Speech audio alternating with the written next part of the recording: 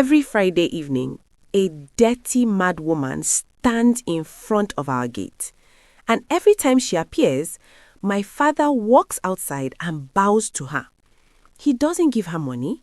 He doesn't pray. He only says 5 strange words. Thank you for everything. My mother thought he had joined a cult, but the truth we discovered later shocked our entire family. Thanks for watching Frankie Stories. The story may end here, but the journey continues with you. If these tales sparked something within you, leave a mark with a like and join our circle by subscribing. Your voice in the comments is the next chapter of Frankie Stories.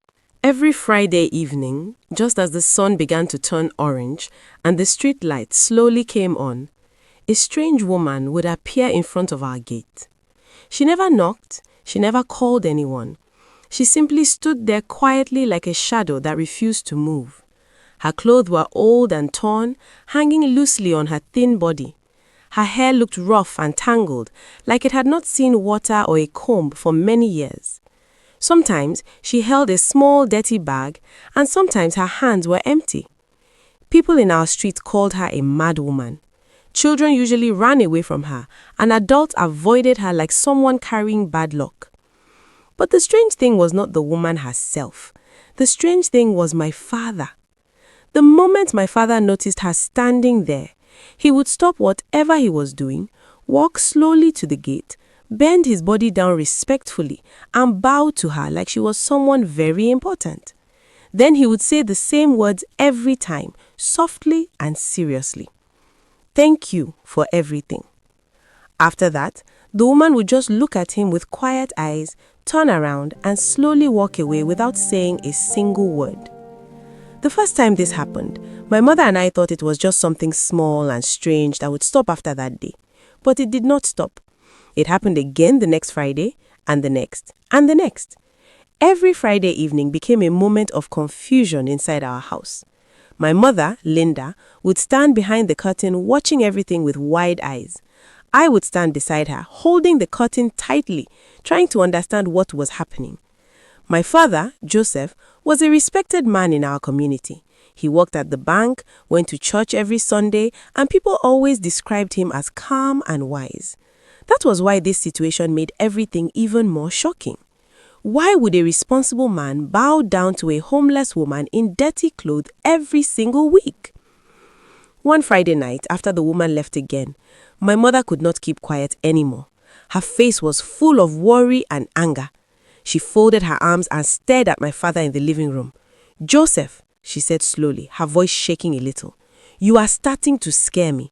Who exactly is that woman, and why do you bow to her like she's some kind of queen?"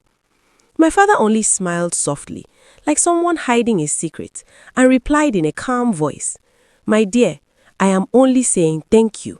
The strange visits continued every Friday, and with each week, the confusion in our house grew stronger.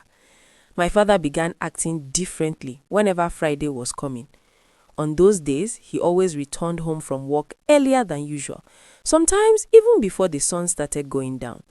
He would take a long bath, change into clean clothes, and sit quietly in the living room looking at the wall clock again and again. Tick, tock, tick, tock. The sound of the clock filled the room while he waited. My mother noticed everything. She tried to act normal at first, but I could see the worry on her face. Sometimes she whispered to herself in the kitchen while cooking. Sometimes she stood near the window, watching the road outside like she was expecting trouble. When evening finally arrived and the sky began turning dark, my father would slowly stand up and walk toward the gate even before the woman appeared. And just like always, a few minutes later, the woman would show up, standing silently outside like she knew the exact time. My father would bow again and say his strange words, "Thank you for everything." The woman would stare at him quietly, then walk away into the fading light.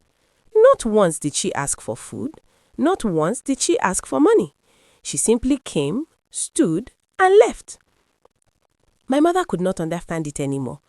That night after dinner, She called my father into the bedroom and closed the door. I was sitting on the floor outside, pretending to play with my toy blocks, but I was really listening carefully. My mother's voice sounded serious. "Joseph, this cannot continue like this," she said firmly. "People are already talking in the neighborhood.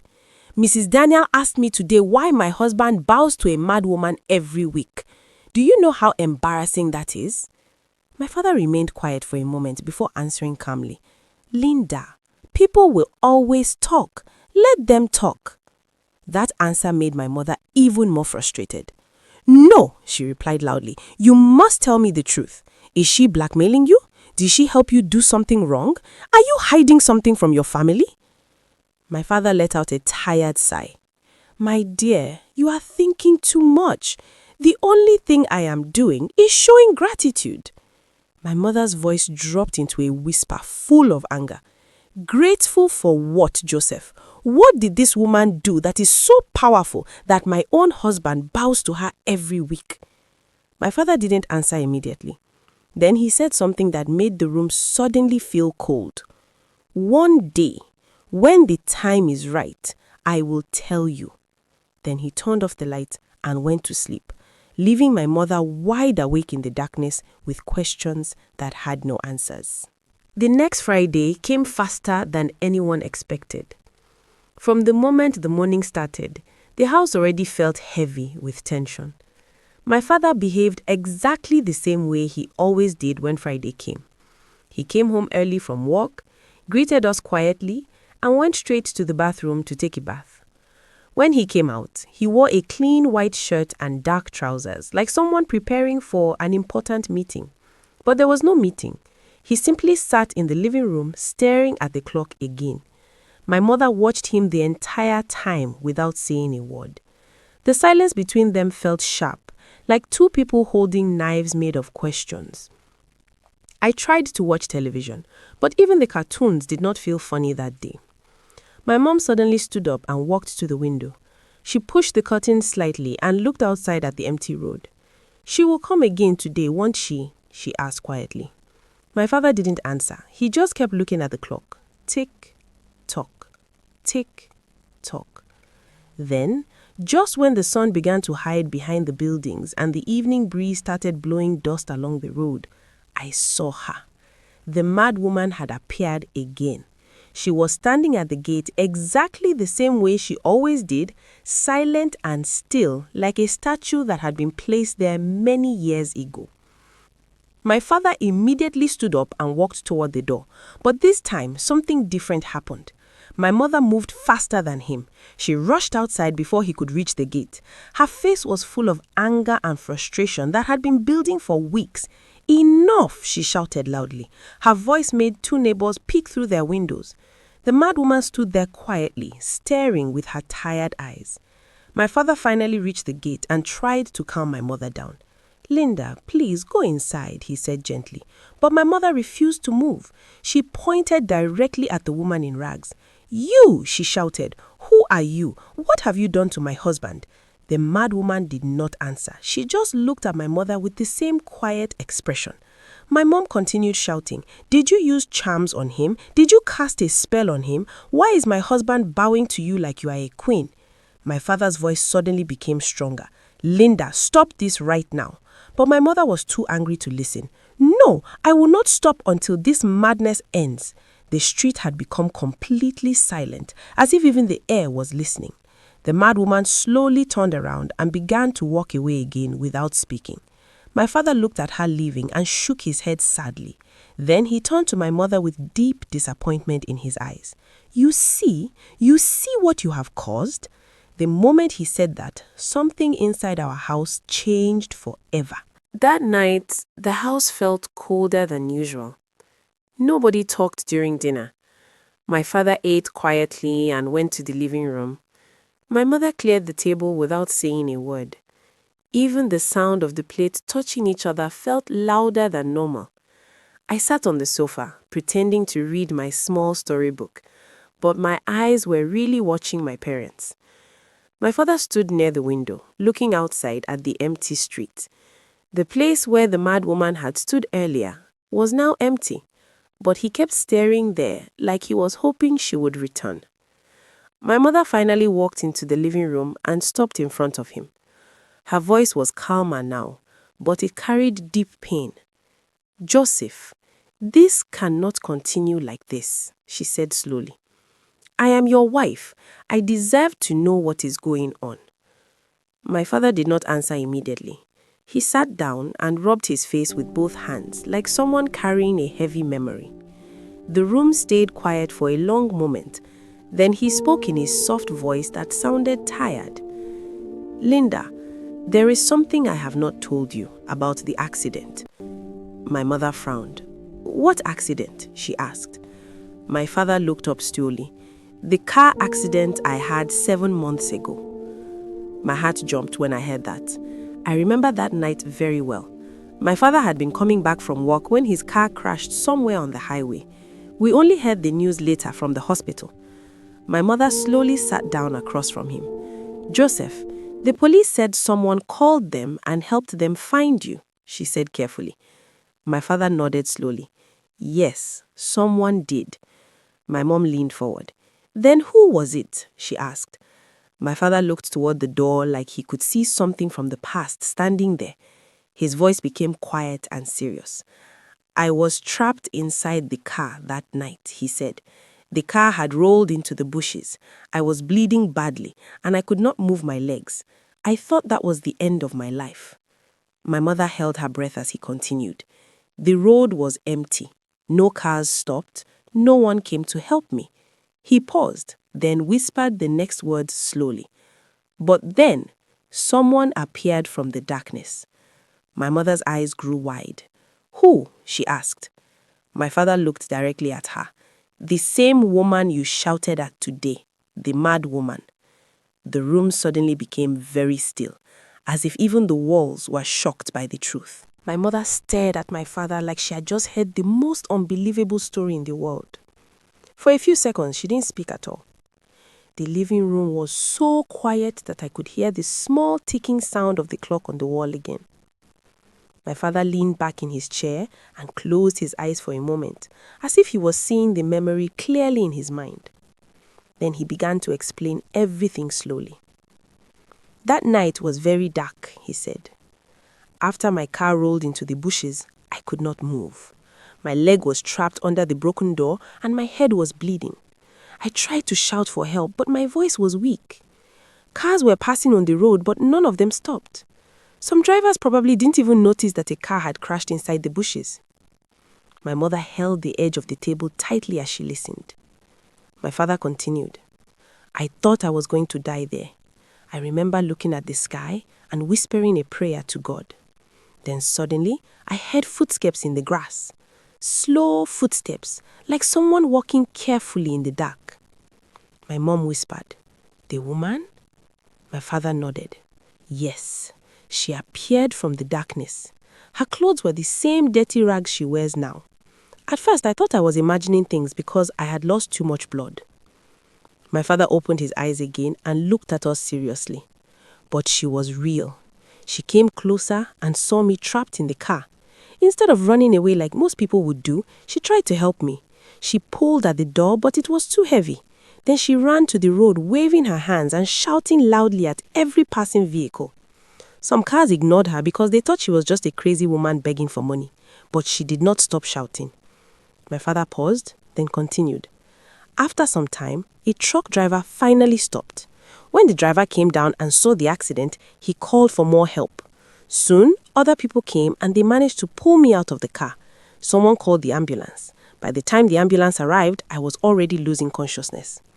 My mom leaned forward quickly. "So what happened to the woman?" she asked softly. My father shook his head slowly.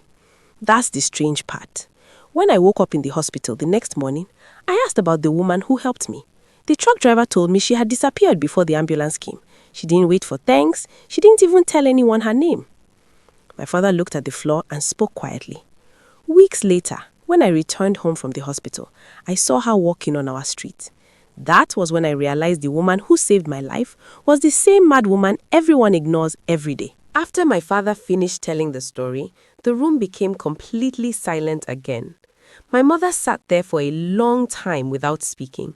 The anger that had filled her earlier was gone. Now her face looked different, like someone who had just discovered a truth she never expected. She slowly leaned back in her chair and covered her mouth with her hand. "Joseph, why didn't you tell me all this before?" she asked softly. My father gave a small, tired smile. "Because I knew how people would react," he replied. "Everyone already believes she's just a mad woman. If I told people she saved my life, most of them would laugh or think I was lying." My mother lowered her head and whispered, "And today I shouted at her." My father nodded gently but did not blame her. "You didn't know," he said calmly. "Many people judge others because of how they look, but sometimes the people we ignore are the ones who carry the biggest hearts." My mother wiped a tear from her eye. For the first time since the strange Fridays began, she finally understood why her husband bowed at the gate every week. It was not worship. It was not madness. It was simple gratitude for the person who saved his life when no one else stopped to help. The next few days in our house felt very different. My mother moved around quietly, like someone thinking deeply about many things. Sometimes I saw her standing near the window, looking down the road where the woman usually appeared. One evening, while we were eating dinner, she suddenly spoke. "Joseph," she said gently, "this Friday, I want to come with you to the gate."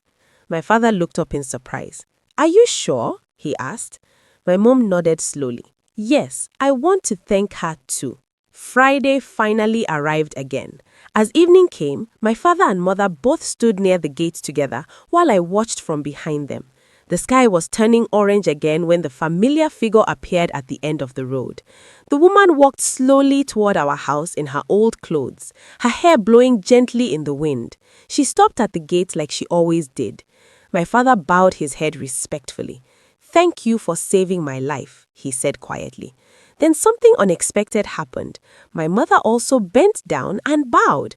Her voice shook slightly as she spoke. "Thank you for bringing my husband back to our family."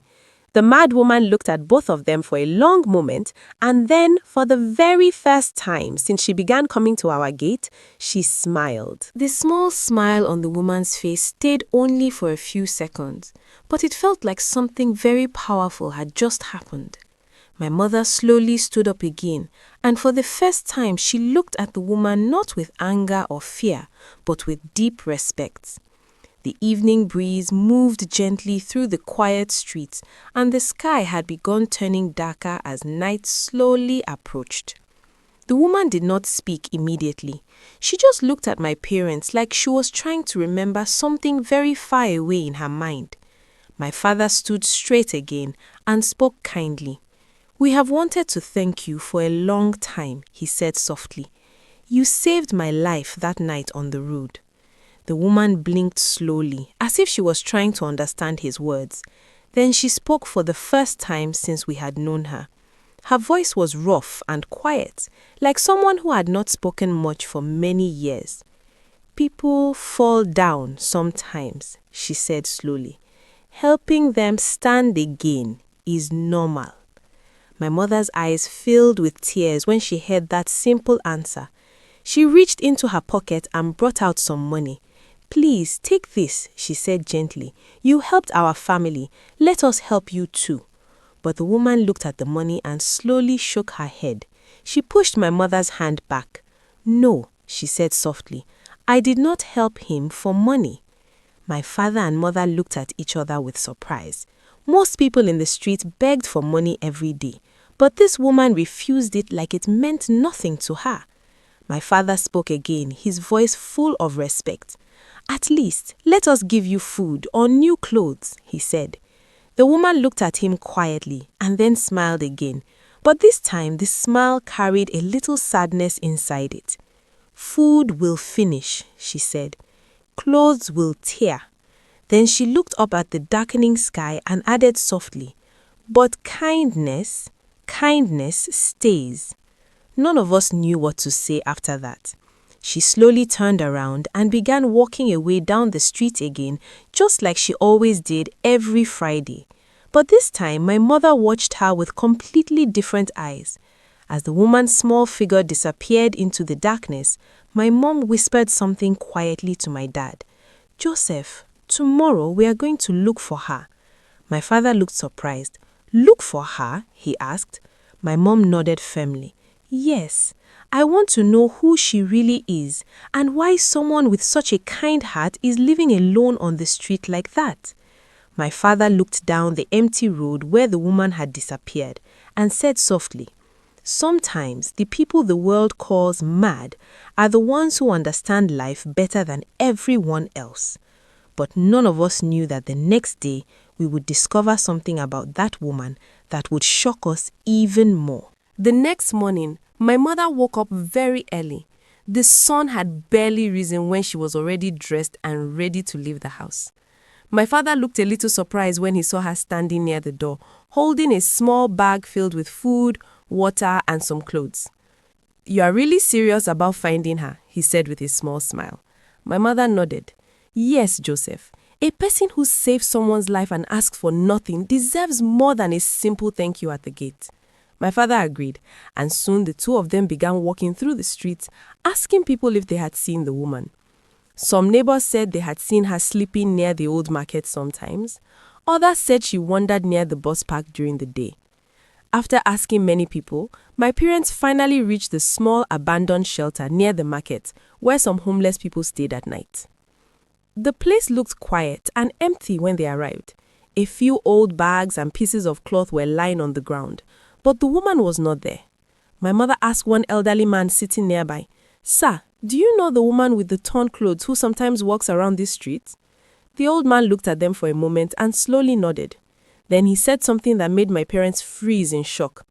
"You mean the quiet woman who helps people?" he asked. "Yes," my mother replied quickly. The old man pointed toward a small corner of the shelter and said softly, "She used to sleep there, but she died last night." My father felt his heart skip a bit. "Died?" he repeated in disbelief. The old man nodded sadly. "Yes, she was already very weak. Some people found her lying there early this morning." My mother covered her mouth in shock. "But she was standing at our gate yesterday evening," she whispered. The old man looked confused. "Yesterday evening?" he said slowly. "That is impossible. The people who stay here said she became very sick yesterday afternoon and could barely move." My father and mother stood there without speaking, their minds spinning with confusion. If the woman was already too weak to move yesterday afternoon, then who was the person that stood at our gate that evening and smiled at them? My father slowly looked up at the sky, his eyes full of deep emotion. "Maybe she came one last time," he whispered. My mother held his hand tightly as tears rolled down her face. They both walked quietly to the corner where the woman used to sleep and placed the food and clothes there gently. As they walked back home, my father spoke in a soft voice filled with respect. "Some people live their whole lives helping others and asking for nothing. The world may call them mad, but heaven knows their true name." And from that day on, every Friday evening, my father still stood at the gate for a moment, looking down the road, remembering the woman who saved his life and disappeared like a quiet angel.